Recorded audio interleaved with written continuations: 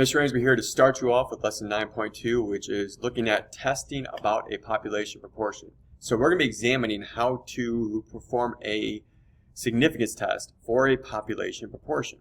This video is going to focus on the first two objectives, which are checking the conditions for carrying out a significance test for a population proportion. Now, those conditions are what you're used to, and that's the plan step in the four-step process. Then we have conducting a significance test. So in that case, we're looking at the do step.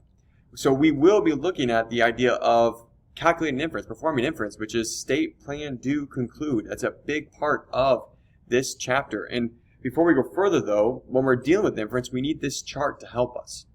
This chart we introduced in chapter 7 and we've been using through chapter 8. We're going to do the same for 9 and 10. But when you read a prompt, you're going to figure out which type of variable am I dealing with. Am I dealing with quantitative, which would put me in the means, or am I dealing with categorical, which is proportions?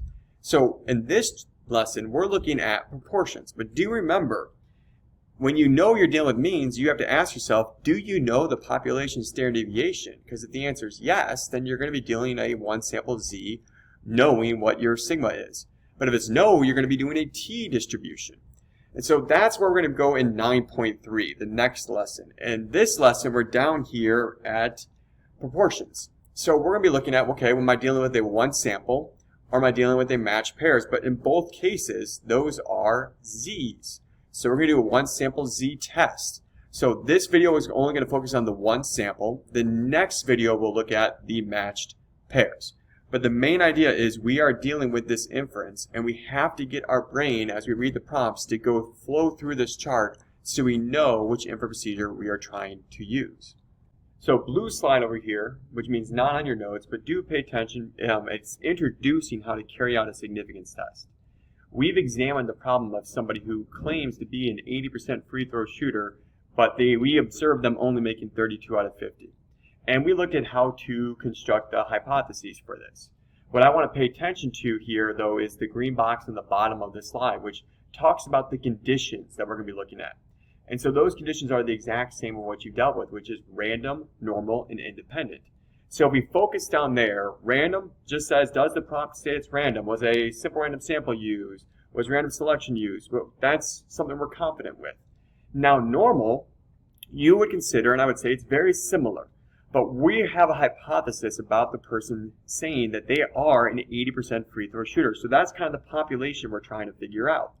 And so in this case, we are going to use that 0.8 because that's assuming the null is true. But you're still looking at 10 successes or 10 failures there if you look at it. And then independence, that is the whole idea sometimes of the sampling without replacement. So you have to do the 10% condition. Or in this case, our simulation goes over the different outcomes. So that the random, normal, independent stuff is very similar to what you're used to. So if we look at the next part, which is carrying it out completely, is you see we have our formula for the standard deviation. That's very similar. 0.8 successes times 0.2 failure over my n. That makes me feel good on what we're about to do. Calculating the test statistic and p-value. The test statistic is, you have statistic minus parameter over standard deviation of the statistic. Okay, that's something we know how to do. And then we have finding that value and look at the area under the curve. Now we assumed, we suspected that, he wasn't an 80% free throw shooter. So that's telling me we're going to be going to the left on this case. And so you can see over here that the shading is to the left. And we have p-values. Okay, so that p-value being probability, where we understand how to use table A, or we understand how to use normal CDF. So that's not too bad. But then how does that going to relate to our alpha level, to our significance level? So that's maybe where we're going next for this. And so now you can see the state, plan, do, conclude steps. Yeah, that was a rush through blue slide example, but the idea is a lot of the structure you are used to. So don't enter this being confused already. Now let's take that brief outline from the blue slides that we had and dive deeper over here into what the four-step process for performing inference for a significance test of a proportion. So state the hypotheses that you want to test and the significance level. Make sure you define the parameters. If you don't define it, you don't get to use it. So in this case, the structure for these are going to be very similar. You're going to have to state your hypotheses. So you're going to have your null. The null is that there is no difference. So something tells me it's going to be, since it's proportions, P equals some value. Now your alternative is you suspect something different, or you want something different that you're testing for. And so my alternative is somehow my P is going to be different than that value. It could be less than, it could be greater than, or it could be two-tailed. We'll look at the two-tailed in the next video, but I wrote down P, I better define it. So where P equals the true population proportion, the true proportion of ... Insert your context there. I mean, this is the structure that I'm looking at, and I think it's going to happen. Oh, and it says your significance level, your alpha level. So I'm probably going to, let me just take this and slide it down. I'm probably going to have to state also what my alpha level is. Alpha equals something, 0.01, 0.001, 0.05, 0.10. Somehow, I'm going to state my alpha. But do remember this from 9.1. Alpha is the probability of committing a type 1 error. So throw back to 9.1. When you state your alpha, you are stating the probability of committing a type 1 error. So that is the state step. And it's going to look like that for all of them. So that's not too bad. Plan. Choose the appropriate inference method. So that is naming your test. What test are you doing? Which is where that inference flowchart from the beginning comes from. So choose the appropriate inference method. So I'm going to write the word state, or name the appropriate inference method. Name it. Then I'm going to look at, well, what are the conditions? Well, we've already seen that slide from before. We had random that we're dealing with. So I have a random condition. Did it state random? Was it a simple random sample? I also have, I have to check for the shape. Is it normal? Well, we looked at that briefly. What is the conditions for normal? 10 successes and 10 failures, right? So what am I going to use for those 10 successes and 10 failures? In this case, everything we're testing is about that claim, that null hypothesis. And let's call it P sub 0. I mean, that's the claim of the null hypothesis. And we're going to use that to check for 10 successes, 10 failures. So we're going to still do n times P, but it's going to be n times P sub 0. The n times the parameter from the null hypothesis. The n times the proportion from the null hypothesis. And that's going to be used for our 10 successes, 10 failures. So I look at that and going, that's not too bad for us. And then I have independent. Well, independent still follows that rule that if you're sampling without replacement, you need to check that 10% condition. So those conditions, I mean, those are things that we've dealt with back in chapter 8. It's just now your P is going to be P sub O instead of P hat because we have a claim. We have an idea of what the parameter of the population should be from the null hypothesis. So we're going to use that for our successes and failures. And then we have compute the test statistic. Well, that would be my P hat. So I need to find my P hat value. And I'm going to use that in my test statistic. Well, I'm thinking test statistic is Z in this case because we're dealing with proportions. And you have statistic minus parameter over standard deviation of the statistic, or I can say standard error of the statistic. So that's our z-score that we're used to doing for proportions before. And then I'm going to use that, and so I'm going to have some, if I check for normality, and once I have my shape, I can do this. And then I'm going to have, hey, here's where my p-value is.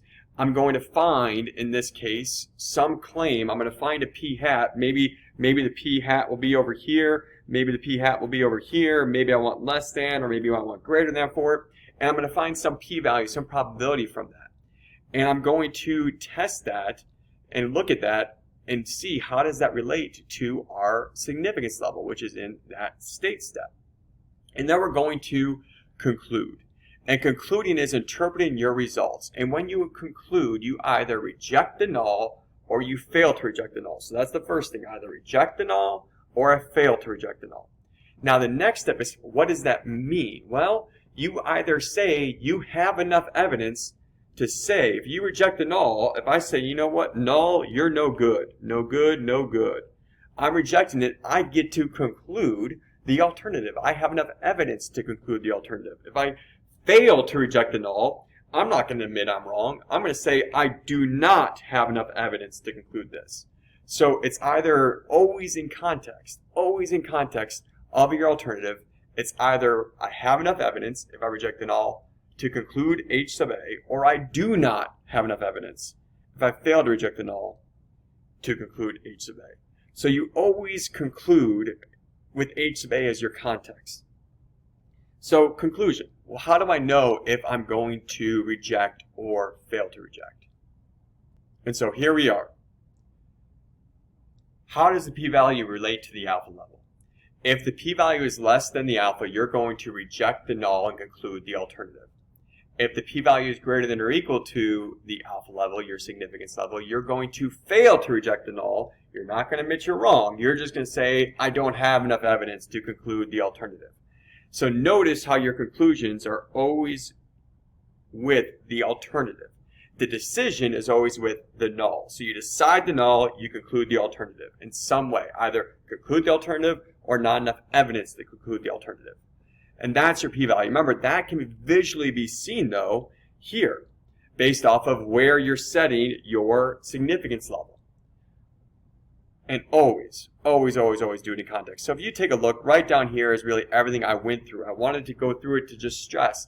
We have looked at normal distribution since Chapter 2. And the conditions here are very similar to what we did in Chapter 8. We're now going to be looking at p-value and how does it relate and your conclusion. The conclusion is the part we really want to focus on when it comes to interpreting your results. So do remember, yes, I went through random, normal, independent on the conditions with the previous slide, but I also stated you have to name the inference procedure. The name of the inference procedure in this case is a one-sample z-test for proportions. One sample because you're only looking at one sample. It's a z because we're looking at proportions. And it's a significance test, so test.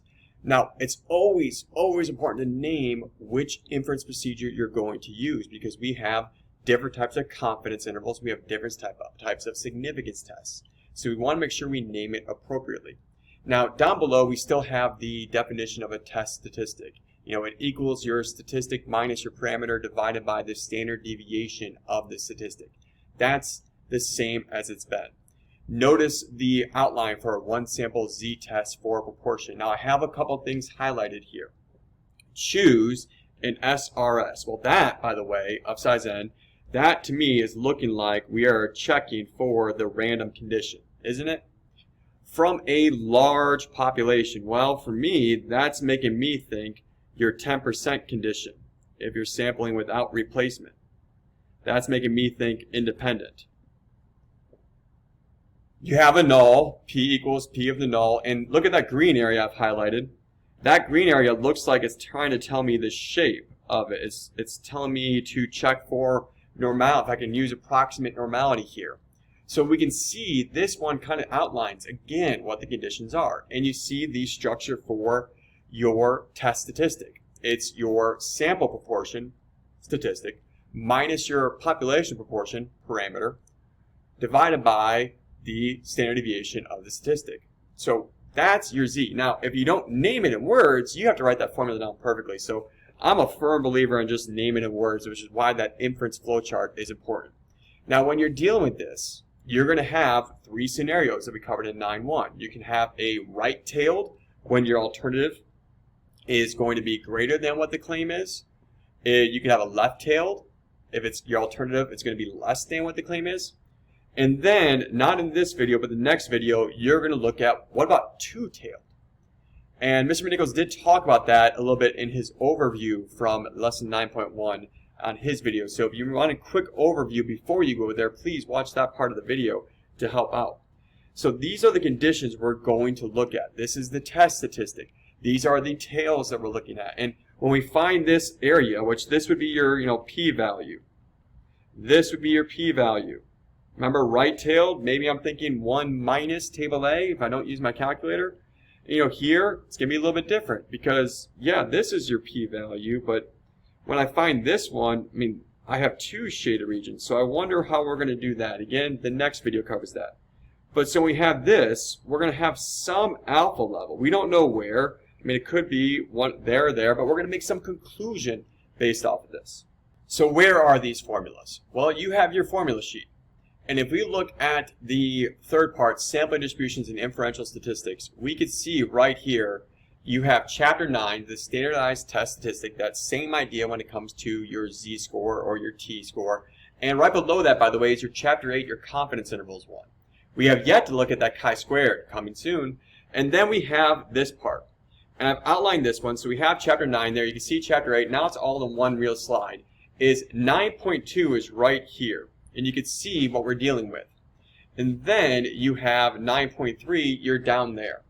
You have to figure out which formula you're looking at. And so remember, in our case, you know, I'm just going to put this here. We know, boom, boom, we could use P sub O, the proportion from the null hypothesis, to help us out. So it's still in your formula. It's still in the same area as it was for Chapter 8.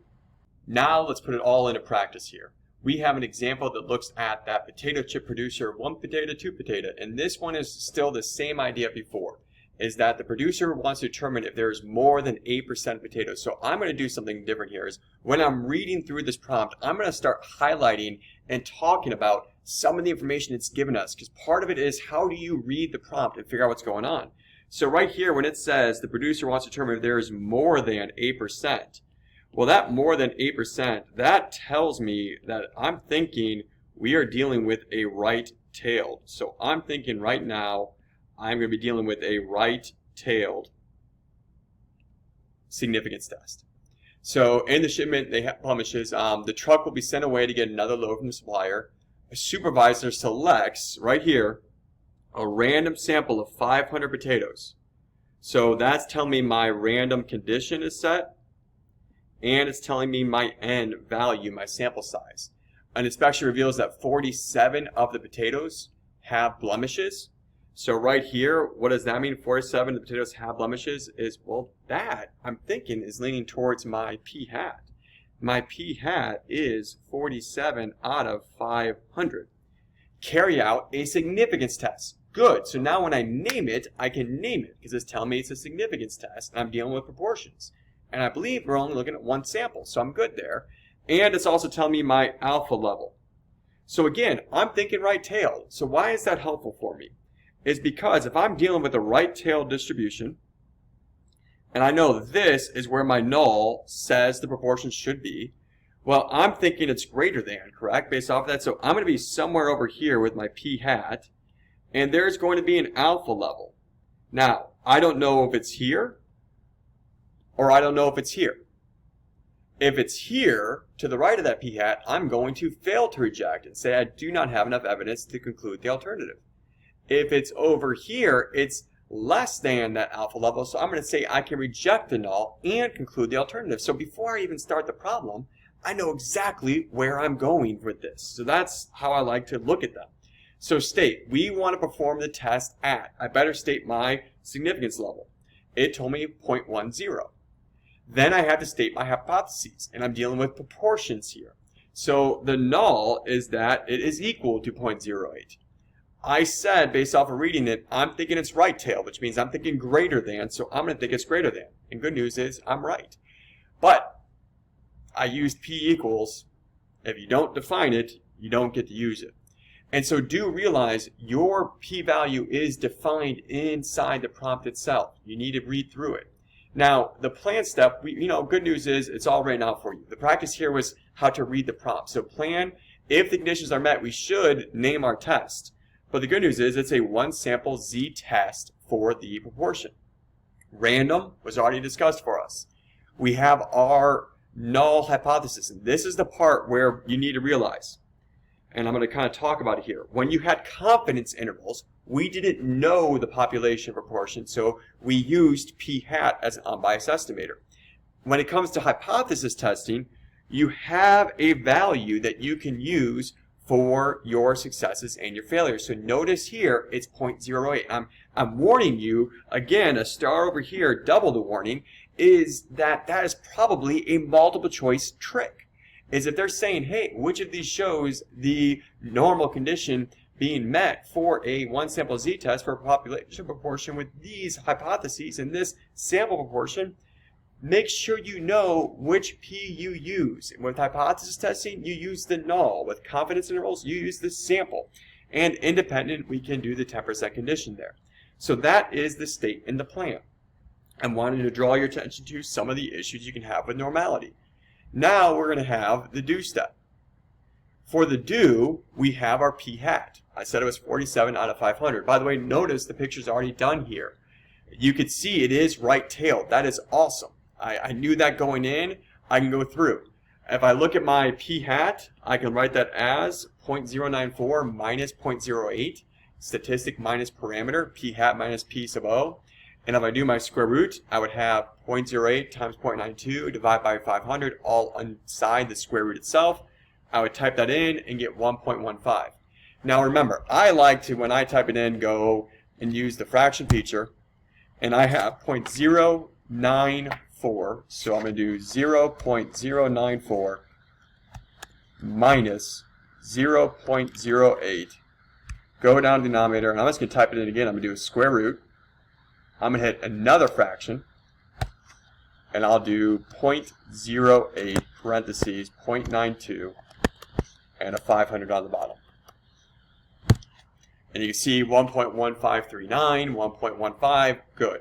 I like to type it in the way it appears so then I don't worry about my parentheses. So using table A or normal CDF, now this normal CDF, by the way, is doing it based off of your z-score. I could also do it based off of the proportion, lower bound, comma, upper bound, comma, center, comma, spread. So when you can do this, I would have probability of z being greater than or equal to 1.15. If you're using table A, you have to do 1 minus, because table A is going to say this area is 0.8749. So if I do 1 minus that, I'm going to get 0.1251. So we can also use the calculator for it. So take a look at the calculator up above. I see normal CDF. I'm going to hit enter. In this case, my lower bound, which is right here, I'm going to write it down. This is your 0.094. This is your p hat area. Your center was your p, which was 0.08. And I typed in the standard deviation as a formula into it. And I can go into paste. By the way, my upper bound, I put 1 because we're dealing with probability. So think about that one. And I hit enter. Hit enter again, 0.124. So you see 0.125. One's going to be a little bit different from the other based off of exact with the calculator, or really close to exact with the calculator versus rounding with the table A. So what does that mean? Well, in this case, I mean, our p-value here was 0.1254. The significance level we can see down here was 0.10. So if I think about that, that would set my significance level somewhere around here. My alpha being 0.10. Well, so far my p-value is starting to go closer to that center. And in that case, since our p-value of 0.1251 is greater than the significance level of 0.10, remember, if it's greater, we are going to fail to reject the null hypothesis, which means you state your decision based off of either reject the null or fail to reject the null, but you state the conclusion part, either you conclude the alternative or you do not have enough evidence. So there is not enough evidence to conclude the alternative. And the alternative was that p was greater than 0.08. So there's not enough evidence to conclude the shipment contains more than 8% blemished potatoes. So what does this mean? This means the producer will use this truckload of potatoes to make potato chips.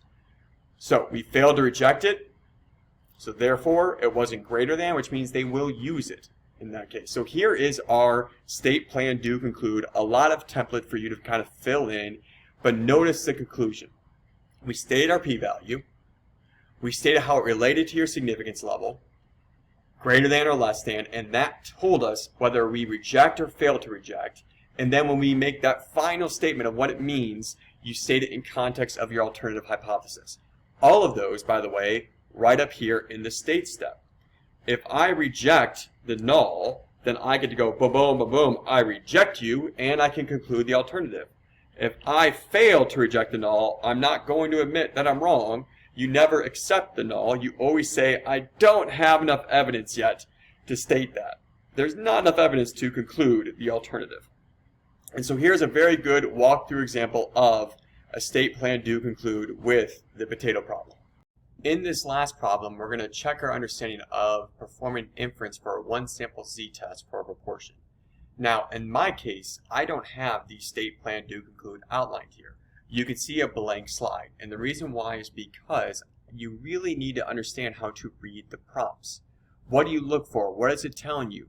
Because if you can't outline it, not just what the values are, but also outline where you're going, you'll have a map that will lead you the right way. So let's try that here.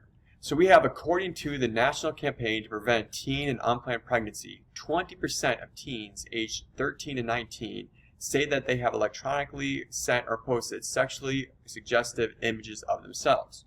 So in this case, I see right here, 20% of teens. And that to me is making me think that that is my null.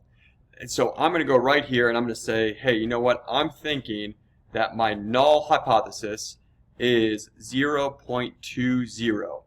And by the way, it's giving me my context here.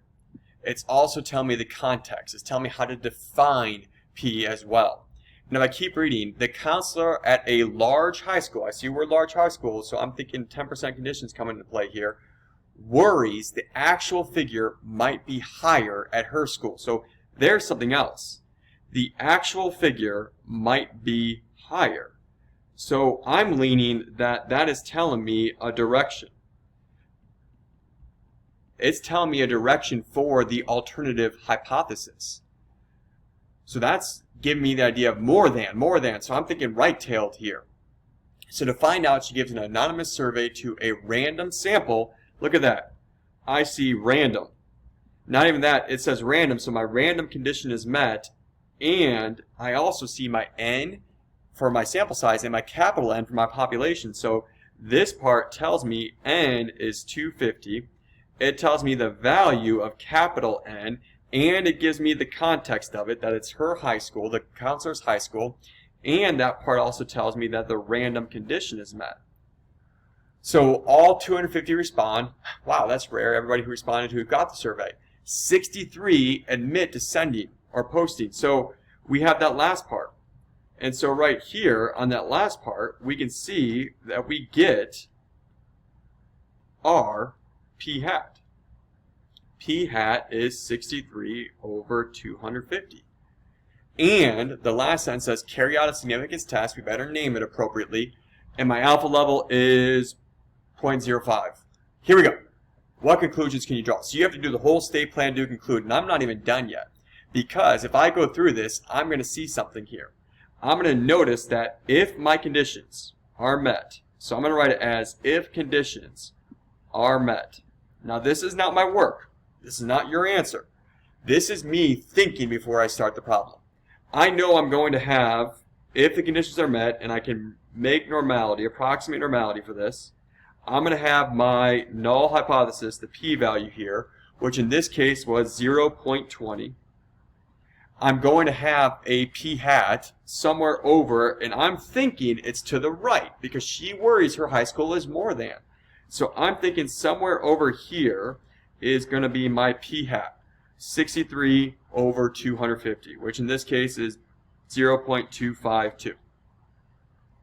And I'm going to find what is this value because she's worried it's going to be greater than. So that's going to be my p-value, which makes me think 1 minus table A if I'm using my table. Or if I'm thinking, by the way, my calculator, I'm leaning right towards now normal CDF, lower bound, 0.252, it's probability, so upper bound I'm going to do 1. I'm going to have my center, which is 0.20, and I'm going to have my standard deviation here.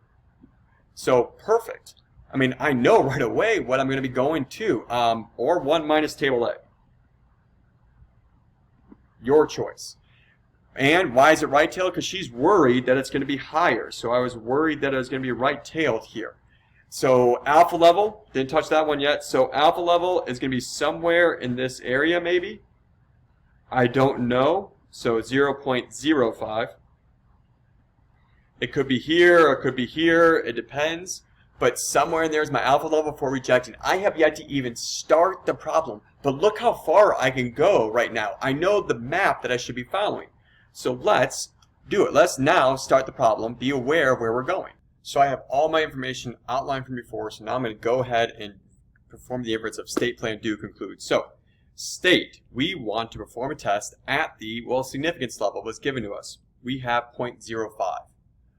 Now let's state our null and alternative. And I already had that idea based off of what the population proportion was, what it was claimed from the national campaign to prevent teen and unplanned pregnancies as being P equals 0.20. But the counselor who wants to perform this test, she thinks it's more at her school. So I'm said it's probably going to be greater than.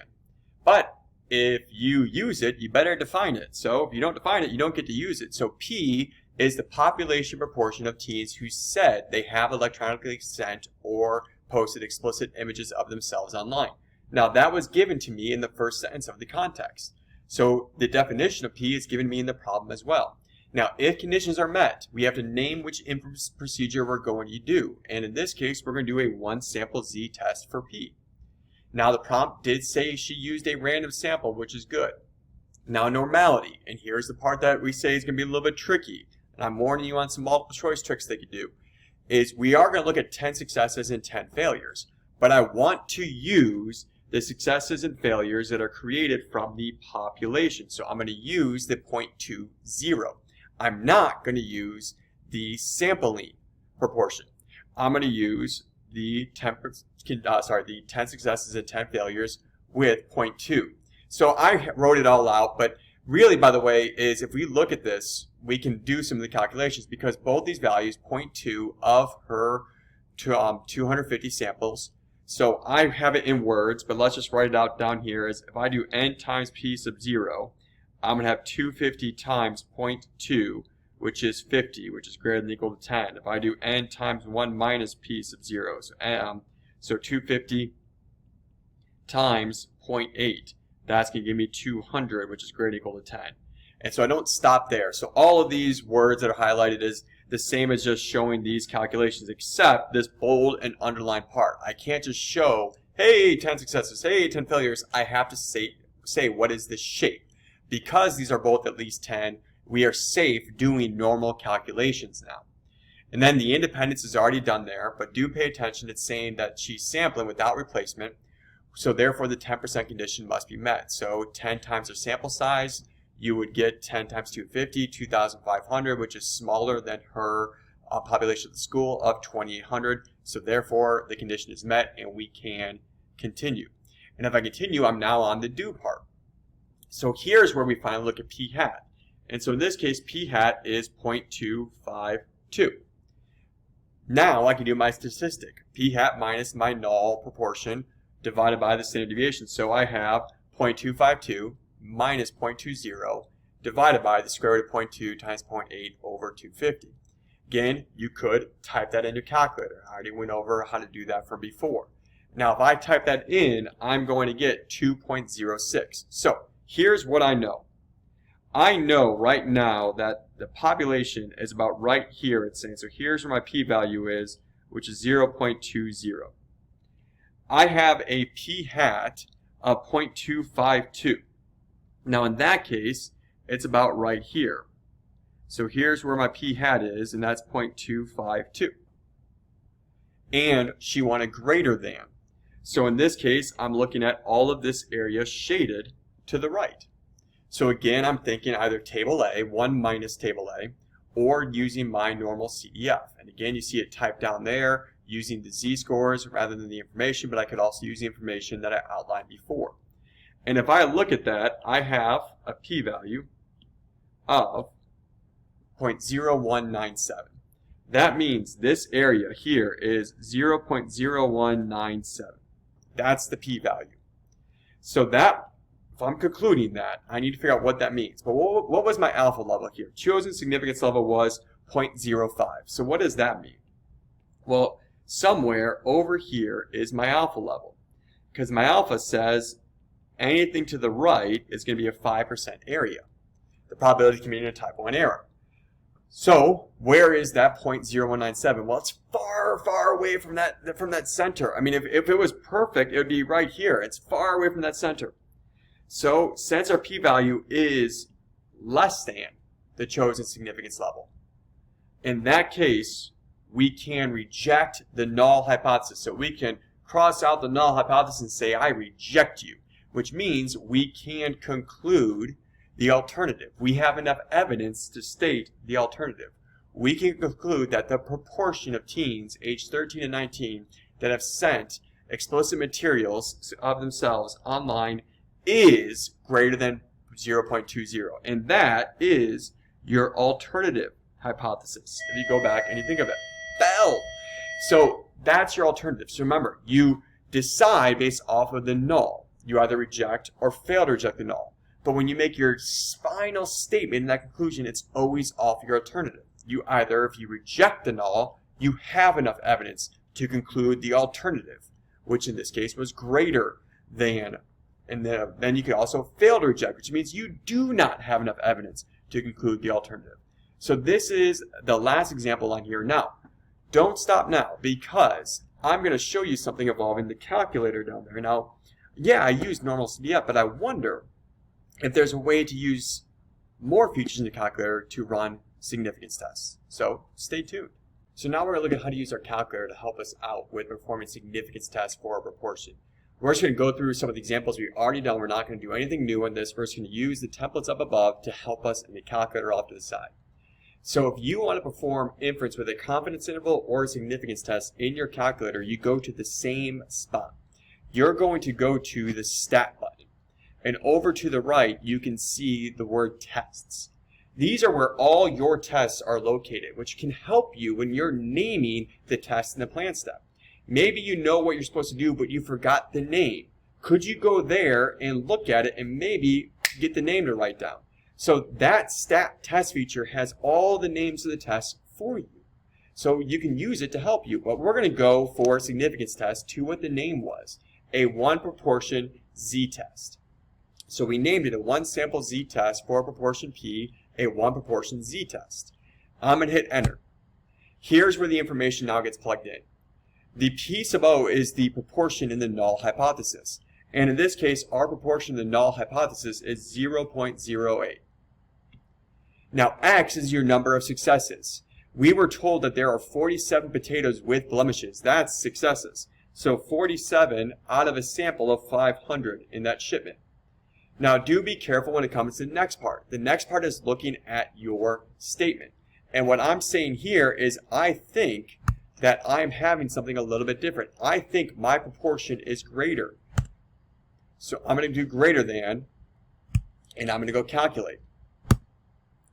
And here I go. I get a 1.15 for my z. I get a 0.124 for my p-value. It even gives me, by the way, my p-hat, my sample size.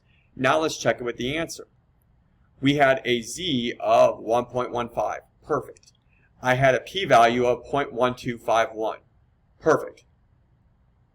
Well, that gives me everything except for how to conclude. That's on you. It doesn't take into consideration your significance test value when it comes to alpha. It doesn't take into consideration whether you reject or fail to reject. That's on you.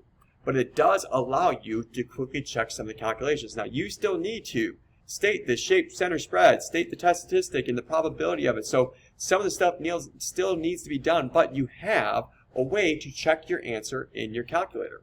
So let's go look at the next one, the other one that we did.